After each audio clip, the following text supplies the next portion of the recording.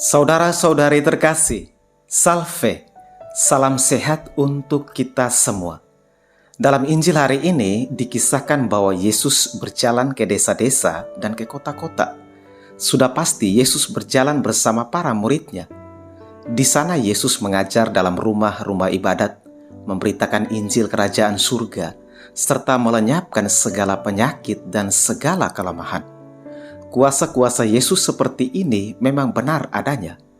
Yesus menunjukkan kuasa-kuasanya itu bukan untuk mau pamer diri, bukan untuk mau menunjukkan bahwa dirinya adalah anak Allah atau Mesias.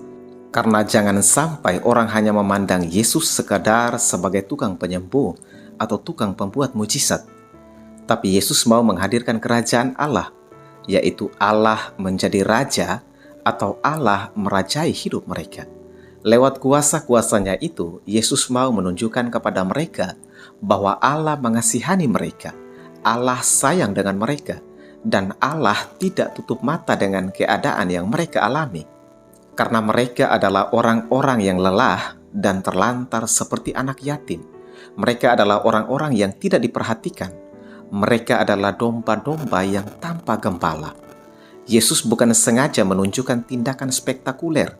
Yesus bukan sengaja mempertontonkan mujizatnya atau kuasanya di depan para murid dan orang banyak itu supaya mereka tertarik dan mengikuti Dia. Yesus tidak sedang mempromosikan atau mengiklankan kuasanya dan mujizatnya supaya orang percaya kepadanya. Banyak orang tidak suka memilih jalan seperti jalan yang dilalui oleh Yesus, yaitu jalan penderitaan. Banyak orang tidak suka sengsara, tidak suka menderita, dan tidak berani rela mati demi Yesus. Banyak orang ingin mengikuti Yesus untuk hal-hal yang mengenakan. Karena itu kepada para muridnya Yesus berpesan, tuaian memang banyak, tetapi pekerja sedikit. Karena itu, mintalah kepada Tuhan yang empunya tuaian, supaya Ia mengirimkan pekerja-pekerja untuk tuaian itu. Yesus menyatakan bahwa hasil yang dituai banyak, atau orang yang mengikutinya banyak, tapi tidak ada yang mau melayani seperti Dia. Tidak ada yang mau menderita dan berkorban seperti Yesus. Tidak ada yang berani mati. Tidak ada yang berani menderita karena kasih dan karena cinta seperti Yesus. Dan tidak ada yang mau ikut ambil bagian dalam penderitaan Yesus. Karena itu, Yesus meminta para muridnya dan kita semua untuk berdoa kepada Tuhan, yaitu Allah yang empunya tuaian, supaya Dia mengirimkan orang-orang yang mau dan berani bekerja seperti Yesus. Tentu tak bisa kita sangkal bahwa ada orang yang bekerja memakai nama Yesus atau mempromosikan kuasa Yesus hanya untuk keuntungan diri, hanya untuk ketenaran diri, dan hanya untuk mencari pengaku. Saudara-saudari terkasih, Yesus memanggil ke-12 muridnya, mengutus mereka, dan memberikan mereka kuasa-kuasanya. Itu memang benar adanya, sebagaimana dikisahkan dalam Injil hari ini. Tapi para murid diutus bukan pertama-tama untuk menunjukkan kuasa-kuasa itu melalui mujizat-mujizat. Pertama-tama, Yesus tidak katakan kepada para murid bahwa pergi dan buatlah mujizat agar orang percaya dan bisa menjadi muridku.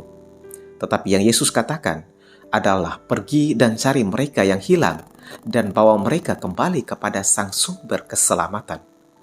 Yang menyelamatkan mereka yang hilang bukan para murid, tetapi Yesus Kristus, Sang Juru Selamat. Yesus mengutus para muridnya bukan pertama-tama untuk menyembuhkan orang, bukan untuk membangkitkan orang mati, bukan untuk mengusir setan, tapi untuk mewartakan bahwa kerajaan surga sudah dekat.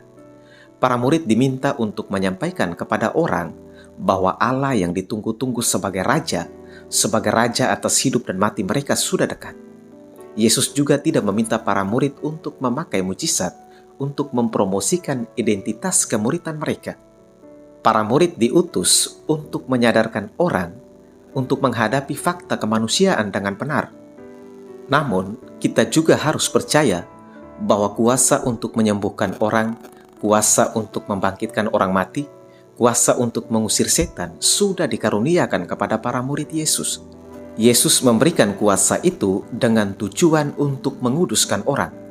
Mungkin saja para murid tidak yakin bahwa mereka bisa menyembuhkan orang sakit, bisa membangkitkan orang mati, dan bisa mengusir roh-roh jahat. Mungkin saja para murid skeptis dengan hal itu. Tapi Yesus menyadarkan mereka bahwa mereka sudah peroleh semuanya dengan cuma-cuma. Dan karena itu, mereka juga harus memberikannya kepada orang dengan cuma-cuma pula. Saudara-saudari terkasih, zaman sekarang orang secara sempit memahami beriman kepada Yesus. Orang pikir bahwa dengan beriman kepada Yesus akan terluput dari sakit, akan terluput dari penderitaan. Ada tren yang muncul dalam kekristenan, yaitu orang mempromosikan karunia dan mujizat. Kita mengikuti Yesus berarti kita siap mengikuti jejak-jejak Yesus. Kita beriman kepada Yesus bukan berarti supaya Yesus menjawab atau menggolkan apa yang kita inginkan, apa yang kita mau. Kita mengikuti Yesus bukan berarti untuk mendapat kemudahan-kemudahan atau keajaiban-keajaiban. Menjadi pengikut Yesus bukan berarti mempermudah kita.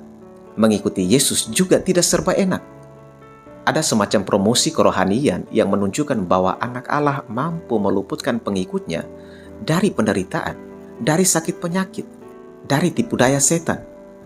Orang pikir bahwa mengikuti Yesus akan menjanjikan solusi dan kemakmuran baginya. Dan memang, banyak orang mengikuti Yesus karena cari hal-hal ini, karena tertarik dengan hal-hal demikian.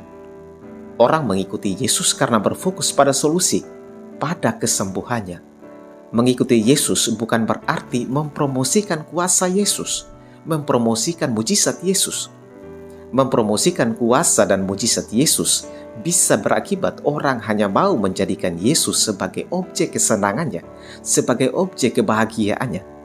Orang mau dekat dengan Yesus karena hal-hal ajaib yang bisa diperoleh. Orang berelasi dengan Yesus hanya untuk hal-hal luar biasa. Orang hanya dekat dengan Yesus karena dia ingin sembuh dari sakit. Dan ketika dia tidak sembuh, dia tinggalkan Yesus. Atau bila orang tidak mengalami hal-hal luar biasa, orang itu tinggalkan Yesus. Yesus hanya diidentikan dengan kuasa dan dengan mujizat. Perlu dipahami bahwa tanpa kuasa dan tanpa mujizat pun, Yesus tetap menarik. Tanpa kuasa dan tanpa mujizat pun, Yesus tetap sebagai Raja. Saudara-saudari terkasih, apakah karunia-karunia seperti yang diberikan kepada ke-12 murid Yesus itu juga diberikan kepada orang-orang Kristen zaman sekarang? Mengenai hal ini, kita mesti mengakui bahwa sejak dipermandikan, kita telah menerima karunia-karunia Roh Kudus dan karunia-karunia karisma Roh Kudus. Namun yang akan saya bahas di sini adalah karunia-karunia karisma Roh Kudus.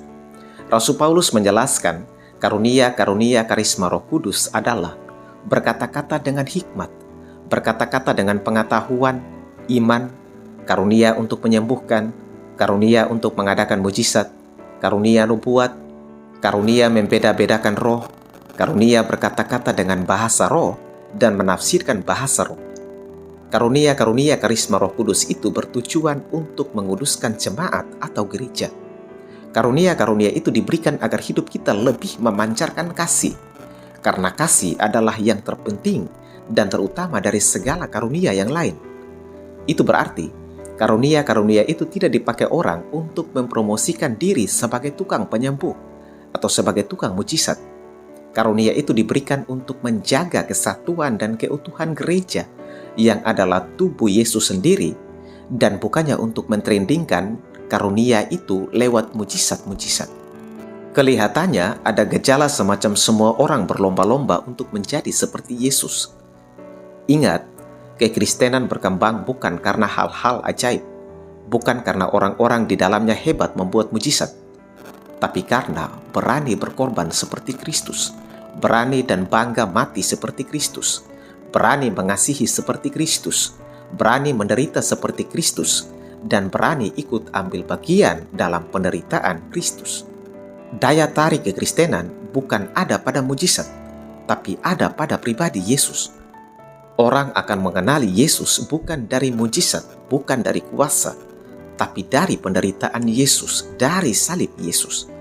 Yesus tidak meminta para pengikutnya untuk mempromosikan mujizatnya, untuk mempromosikan kuasanya, agar orang tertarik dan menjadi Kristen. Orang tertarik untuk menjadi Kristen bukan karena mujizat, tapi karena pribadi Yesus, karena penderitaan dan salib Yesus. Beriman kepada Yesus bukan berarti Yesus akan mengubah kepentingan kita menjadi kepentingannya. Beriman kepada Yesus bukan berarti membuat hidup kita nyaman-nyaman saja. Beriman kepada Yesus bukan berarti mengubah keadaan kita dari sakit menjadi sembuh, dari mati menjadi bangkit, dari lemah menjadi kuat. Beriman kepada Yesus berarti berani menghadapi fakta kemanusiaan dengan menerima keadaan yang dialami, entah menyenangkan atau tidak menyenangkan, untuk menghasilkan buah. Satu hal yang pasti, bahwa orang beriman bukan orang yang tidak akan pernah sakit, bukan orang yang tidak akan pernah mati, bukan orang yang tidak akan pernah lemah. Semoga lewat karunia-karunia karisma Roh Kudus yang sudah kita terima itu, bukan dipakai sebagai ajang promosi mujizat, melainkan untuk menjaga gereja agar tetap berjalan di jalan misi Yesus Kristus Tuhan kita. Amin. Tuhan memberkati kita semua.